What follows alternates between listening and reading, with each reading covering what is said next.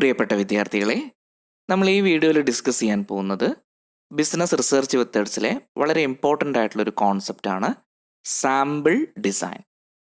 അതുപോലെ steps in sampling design and features of sampling design. ഇത്രയും കാര്യങ്ങളാണ് നമ്മൾ ഈ വീഡിയോയിൽ ഉൾപ്പെടുത്തിയിരിക്കുന്നത്. ഈ ചാനൽ നിങ്ങൾ ആദ്യമായാണ് കാണുന്നതെങ്കിൽ ആ സബ്സ്ക്രൈബ് ബട്ടൺ ഒന്ന് പ്രസ് ചെയ്യുക. വീഡിയോ ഇഷ്ടപ്പെട്ടാൽ ലൈക്ക് ചെയ്യുക. ഉപകാരപ്രദമായി എന്ന് തോന്നുകയാണെങ്കിൽ നിങ്ങളുടെ സുഹൃത്തുക്കൾക്കൊക്കെ ഷെയർ ചെയ്ത് കൊടുക്കുക. അപ്പോൾ നമുക്ക് വീഡിയോയിലേക്ക് പോവാം. Sample design. അപ്പോൾ ഇതിനെക്കുറിച്ച് പറയുന്നതിന് മുമ്പേ സാമ്പിൾ എന്താണെന്ന് നമ്മൾ മനസ്സിലാക്കിയിരിക്കണം. അപ്പോൾ ഞാൻ ജസ്റ്റ് സാമ്പിളിനെ കുറിച്ചൊരു ഔട്ട്ലൈൻ പറയാം. ഇപ്പോൾ സാമ്പിൾ എന്ന് പറഞ്ഞാൽ ഒരു റിസർച്ചർ എന്തെങ്കിലും കാര്യത്തിനെക്കുറിച്ച് പഠിക്കുമല്ലോ. അപ്പോൾ പഠിക്കുന്ന സമയത്ത് നമുക്കൊരു ടോട്ടൽ പോപ്പുലേഷൻ ഉണ്ടാവും. ടോട്ടൽ പോപ്പുലേഷൻ എന്ന് പറഞ്ഞാൽ ഇപ്പോൾ ഒരു ഉദാഹരണം പറയാമെന്ന് വിചാരിച്ചോളൂ. നമ്മളൊരു ഡിസ്ട്രിക്റ്റ്, ഏതെങ്കിലും ഒരു ജില്ലയിലെ അൺമാരീഡ് വിമനെ കുറിച്ച് ഒരു പഠനം നടത്തുകയാണെന്ന് വിചാരിക്കാം.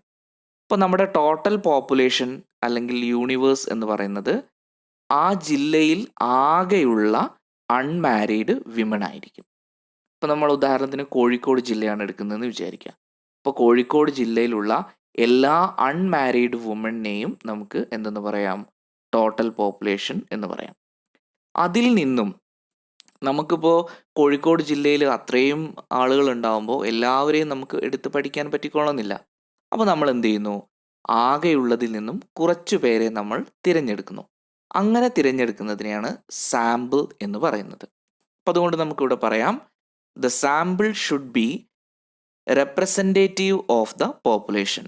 നമ്മുടെ പോപ്പുലേഷനെ അല്ലെങ്കിൽ യൂണിവേഴ്സിനെ റെപ്രസെൻ്റ് ചെയ്തു വരുന്ന ഐറ്റം, എലമെൻറ്റ്സ് എന്തും ആവാം. അതിനെയാണ് നമ്മൾ എന്തെന്ന് പറയുന്നത്? സാമ്പിൾ എന്ന് പറയുന്നത്. ഇവിടെ ഒരു പിക്ചർ കാണാൻ നിങ്ങൾക്ക്. അവിടെ കുറേ ആളുകളുണ്ട്. അതിൽ നിന്നും ആ പോപ്പുലേഷനെ റെപ്രസെൻ്റ് ചെയ്തു വരുന്ന ഒന്നിനെ ഞാൻ സാമ്പിൾ എന്ന് പറഞ്ഞിട്ടുണ്ട്. അതിൽ മൊത്തത്തിനെ ഞാൻ പോപ്പുലേഷൻ ഓർ യൂണിവേഴ്സ് എന്ന് പറഞ്ഞിട്ടുണ്ട്. അപ്പോൾ ഈ ഒരു ബേസിക് ഐഡിയ നമുക്കുണ്ടായിരിക്കണം.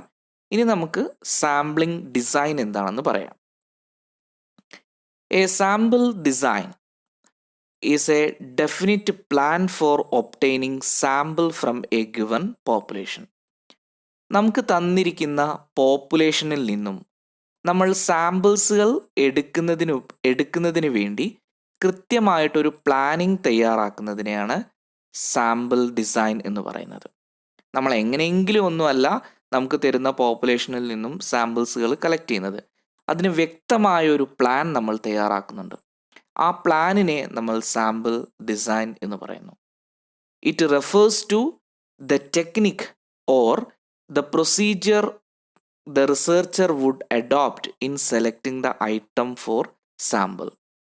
ആകെയുള്ള പോപ്പുലേഷനിൽ നിന്നും ഓരോ ഐറ്റത്തിനെയും തിരഞ്ഞെടുക്കുന്നതിന് ഉപയോഗിക്കുന്ന പ്രൊസീജിയർ അല്ലെങ്കിൽ ടെക്നിക്കിനെ നമുക്ക് സാമ്പിൾ ഡിസൈൻ എന്ന് പറയാം.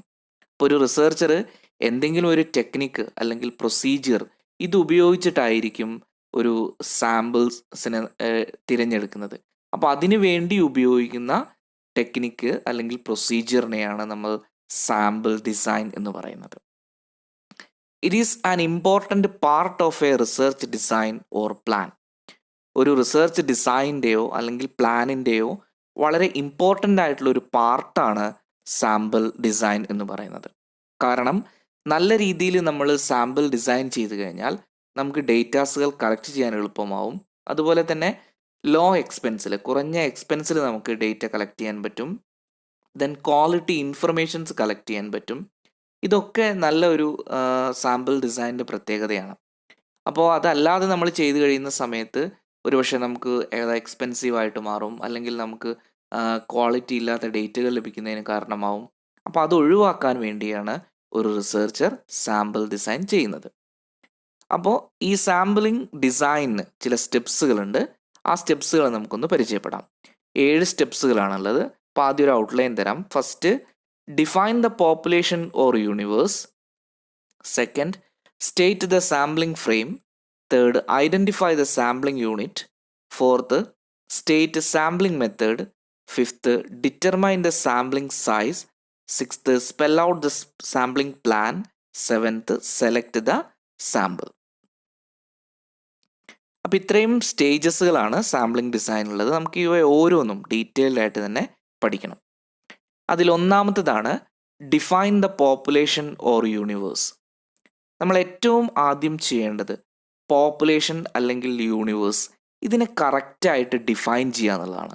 കാരണം നമ്മൾ എന്തിനെക്കുറിച്ചാണോ പഠിക്കുന്നത് ആ പഠിക്കുന്ന വസ്തുതകൾ മുഴുവൻ അടങ്ങുന്ന കാര്യത്തിനെയാണ് നമ്മൾ പോപ്പുലേഷൻ അല്ലെങ്കിൽ യൂണിവേഴ്സ് എന്ന് പറയുന്നത്. അത് കറക്റ്റായിട്ട് എന്ത് ചെയ്തിരിക്കണം, ഡിഫൈൻ ചെയ്തിരിക്കണം. അതാദ്യം ഡിഫൈൻ ചെയ്താലേ അതിൽ നിന്ന് നമുക്ക് സാമ്പിൾസുകൾ എന്ത് ചെയ്യാൻ പറ്റൂ, സെലക്ട് ചെയ്യാൻ പറ്റുള്ളൂ. Here it is the first step in developing any sample design. Sample design ചെയ്യുന്നതിനുള്ള ഏറ്റവും ആദ്യത്തെ സ്റ്റെപ്പാണ് the set of objects technically called universe. അതായത് കുറേ ഒബ്ജക്റ്റുകൾ കൂടിച്ചേർന്നിട്ടാണ് എന്തുണ്ടാവുന്നത്, ഒരു യൂണിവേഴ്സ് ഉണ്ടാവുന്നത്. The universe can be finite or infinite. ഈ യൂണിവേഴ്സ് രണ്ട് രീതിയിലാവാം. ഒന്ന് ഫിനിറ്റ് ആവാം അല്ലെങ്കിൽ ഇൻഫിനിറ്റ് ആവാം. അപ്പോൾ എന്താണ് ഫിനിറ്റ് എന്ന് നോക്കൂ. Infinite universe the number of items is limited. അതായത് ഫിനിറ്റ് എന്നുകൊണ്ട് ഉദ്ദേശിക്കുന്നത് നമ്മളുടെ യൂണിവേഴ്സിനകത്ത് എത്ര എലമെൻറ്റ്സ് ആണെന്ന് വെച്ചാൽ അത് കൃത്യമായിട്ട് പറഞ്ഞിരിക്കും. അങ്ങനെ കൃത്യമായ എണ്ണമുള്ള പോപ്പുലേഷനെയാണ് നമ്മൾ എന്തെന്ന് പറയുന്നത്, ഫിനിറ്റ് യൂണിവേഴ്സ് എന്ന് പറയുന്നത്. കാരണം അതിനകത്ത് ഐറ്റംസ് എന്തായിരിക്കും, ലിമിറ്റഡ് ആയിരിക്കും. In the case of infinite universe the number of items is infinite. അപ്പോൾ ഫിനിറ്റിൻ്റെ നേരെ ഓപ്പോസിറ്റാണ് ഇൻഫിനിറ്റ് യൂണിവേഴ്സ് എന്ന് പറയുന്നത്.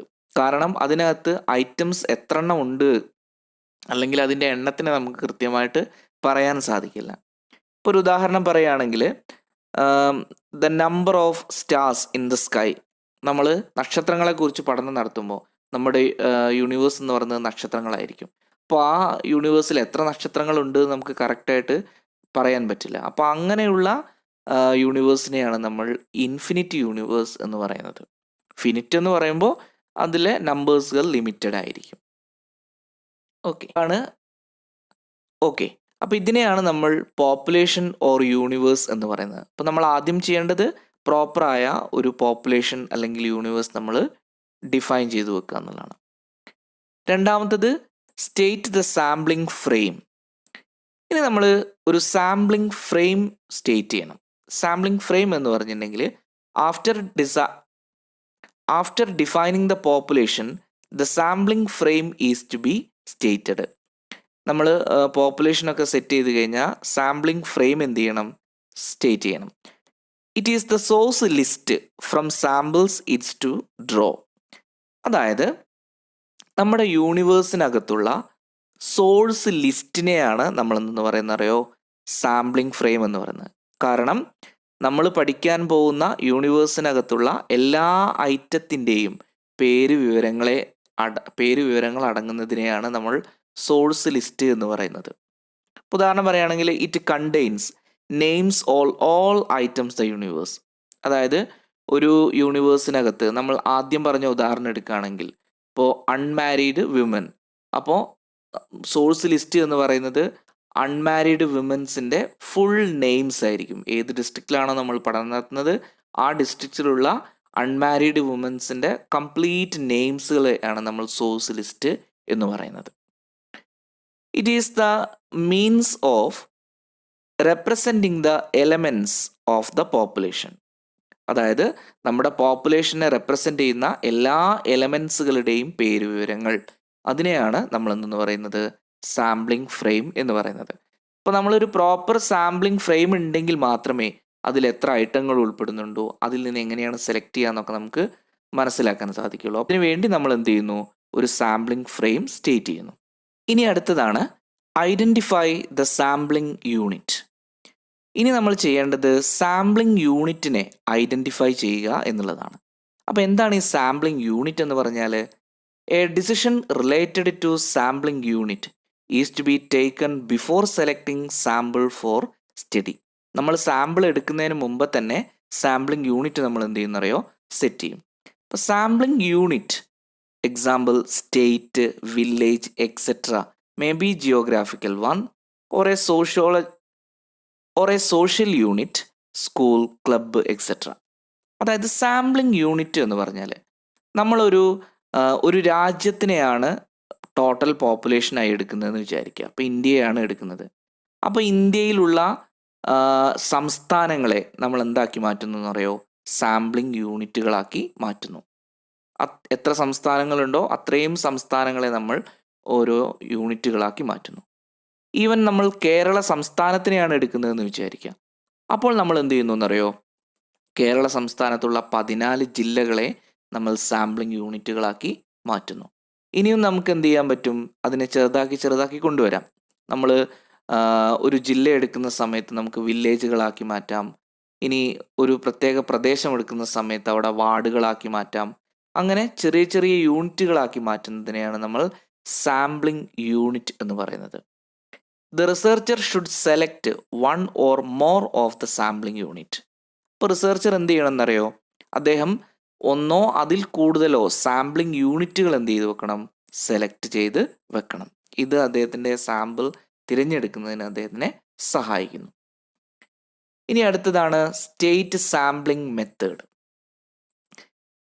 ഇവിടെയാണ് നമ്മൾ സാമ്പിളിങ്ങിന് എന്ത് തരത്തിലുള്ള മെത്തേഡാണ് ഉപയോഗിക്കേണ്ടത് എന്ന് തീരുമാനിക്കുന്നത്. There are number of methods used for selecting samples. സാമ്പിൾസുകൾ തിരഞ്ഞെടുക്കുന്നതിന് വേണ്ടിയിട്ട് നമ്മൾ പലതരത്തിലുള്ള മെത്തേഡ്സുകൾ ഉപയോഗിക്കാറുണ്ട്. It includes probability sampling methods, non probability sampling methods etcetera. ഇതിൽ ഉൾപ്പെടുന്ന പ്രധാനപ്പെട്ട 2 എണ്ണമാണ് പ്രോബബിലിറ്റി സാമ്പിളിങ്ങും അതുപോലെ തന്നെ നോൺ പ്രോബബിലിറ്റി സാമ്പിളിങ്ങും.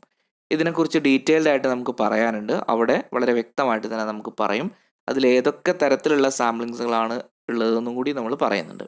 ഇപ്പം നിങ്ങൾ മനസ്സിലാക്കുക, പ്രോബബിലിറ്റി സാമ്പിളിങ്ങും നോൺ പ്രോബബിലിറ്റി സാമ്പിളിംഗ് മെത്തേഡിലൂടെയാണ് നമ്മൾ സാമ്പിൾസുകൾ തിരഞ്ഞെടുക്കുന്നത്.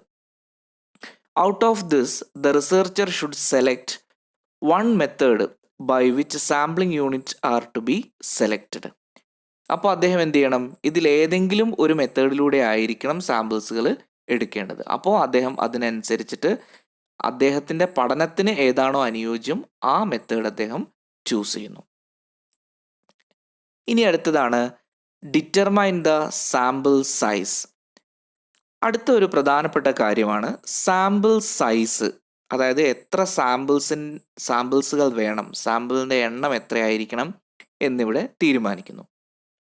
This refers to the number of items to be selected from the universe. നമുക്ക് ആകെയുള്ള യൂണിവേഴ്സിൽ നിന്നും എത്ര ഐറ്റം സെലക്ട് ചെയ്യണം എന്നതിനെക്കുറിച്ചാണ് ഇവിടെ തീരുമാനമെടുക്കുന്നത്. ഇതൊരു വളരെ ക്രൂഷ്യൽ ആയിട്ടുള്ളൊരു പ്രോസസ്സാണ്. കാരണം എന്താണെന്നറിയോ?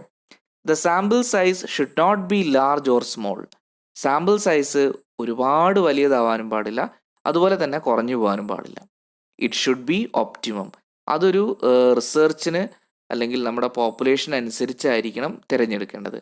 അതായത് ഒരുപാട് കൂടുതലായി കഴിഞ്ഞാൽ നമ്മുടെ എക്സ്പെൻസ് വർദ്ധിക്കും, അതുപോലെ തന്നെ പഠനത്തിൻ്റെ വ്യാപ്തി കൂടും. അപ്പോൾ അത് കുറച്ച് ഡിഫിക്കൽട്ടാവും.